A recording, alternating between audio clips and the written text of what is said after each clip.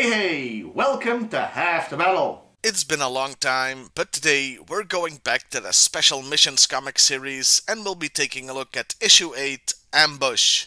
Not to be confused with the character Ambush, who isn't featured because the toy didn't exist yet at the time this comic was made. The cover shows Slowlight trying to get to the chopper, and this does happen in the comic, though on the cover the tomahawk is green for some reason. The opening page sees a stealthy, but not real stealth aircraft flying over, somewhere in Southeast Asia, heading into unfriendly territory. I don't know why they're being so coy. As on the next page they say they're out of Thailand, meaning they're now in Cambodia. The plane has been modified to be as quiet as possible and is transporting a bunch of Joes, as well as a CIA agent. Their mission, should they choose to accept it, is to bring back, that guy who's defecting to the Soviets with a bunch of highly classified computer chips. Well, bring him back or render him unoperational. Nice that the comic lampoon's not using the word kill here. Oh, and hey, they do say his name, Theron Portland. The Joes on this mission are all helpfully named. I assume this is done for new readers or people who aren't familiar with G.I. Joe. They're Sweatsuit, Footloose, Flint, Beachhead, Tunnel Rat, Lowlight, and Leatherneck. That's quite a big group for a special missions issue.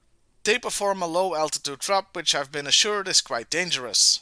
And so they start their trek to an ambush point where they'll intercept the guy in a small convoy, and I just realized. Southeast Asian jungle, a group of American soldiers on a mission. This is just Larry Hama doing a Vietnam story with the serial numbers filed off.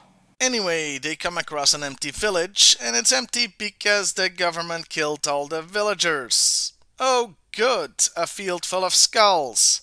You know, last time we looked at a comic, it was set in a literal concentration camp, and now this. Kinda difficult to make dick jokes here. They find an unknown gizmo in their radios, so they suspect they're being set up, though they don't know how or why.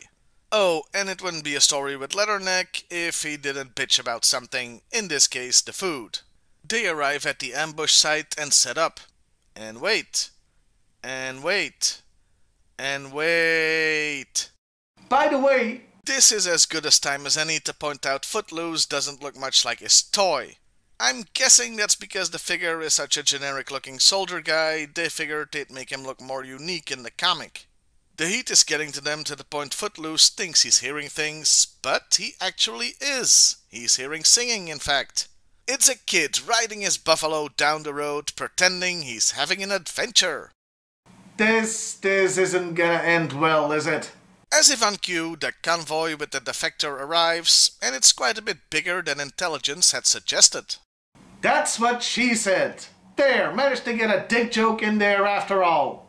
The convoy troops don't trust the kid, as this does happen to be the perfect spot for an ambush, though the buffalo really is just at the wrong place at the wrong time. The colonel in charge just shoots the buffalo. Okay, that asshole better be dead by the end of this issue. Also, doesn't that make it more difficult for them to clear the road? Dumbass. No, really, I hope he dies. The Joes decide to not engage the overwhelming force and contact their CIA boss, but this doesn't go as planned as the radio starts screaming their transistors off. This makes it pretty hard to remain undetected, so they open fire. Not just on the radio, on the enemy too, I mean. They fight well enough, but they are outmanned and outgunned. They manage to save one of the radios by taking out the component that's making it scream and order a retreat. The defector, who apparently is also a dumbass, has made a run for it though, so Lowlight has to go after him. Meanwhile, the colonel is about to shoot the kid since he thinks he was part of the ambush, but Lowlight took a detour and shoots him dead.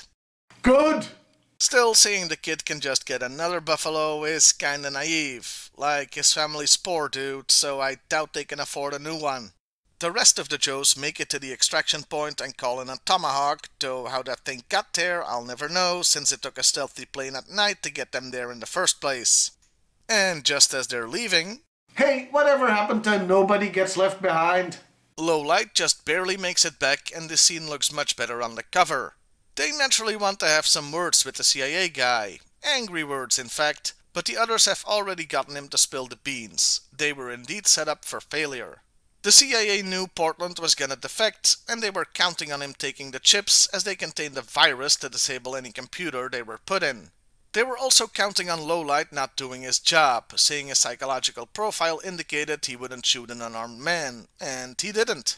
Unfortunately for the CIA, Lowlight did knock the guy out and took the chips, so their scheme failed. The end. Okay, the CIA's plan sucked. Why not just let the Joes in on it? Tell them to set up an ambush, but screw up on purpose, take some potshots, and get the hell out of Dodge. That would have worked. But hey, it's the CIA. They once tried to kill Castro with exploding cigars, so they're less Jack Ryan and more Johnny English in real life too. Also, why would they care if Lowlight shoots him or not? Getting the chips to the Russians was the important part. A dead defector would have made it more believable too. And that was Ambush. What to say here? Well, it's a good story. It's an engaging story with a nice twist. It's just not a G.I. Joe special mission story. This really was Hama just writing a Vietnam story only set in Cambodia. With the exception of Lowlight, you could replace all the Joes with generic soldiers and nothing would be different. Special missions is supposed to let individual characters shine. But none of them, again except Lowlight, do. The freaking buffalo got more personality than any of the other Joes, meaning I cared more about its fate than any of the characters I'm supposed to be invested in. Also, seeing a happy, smiling Lowlight was just weird. He's supposed to be a brooding loner. In conclusion, it's a great story, just not a great G.I. Joe story. Well, I'll see you next time, everybody, and hey, why not like, share, and subscribe if that's your thing?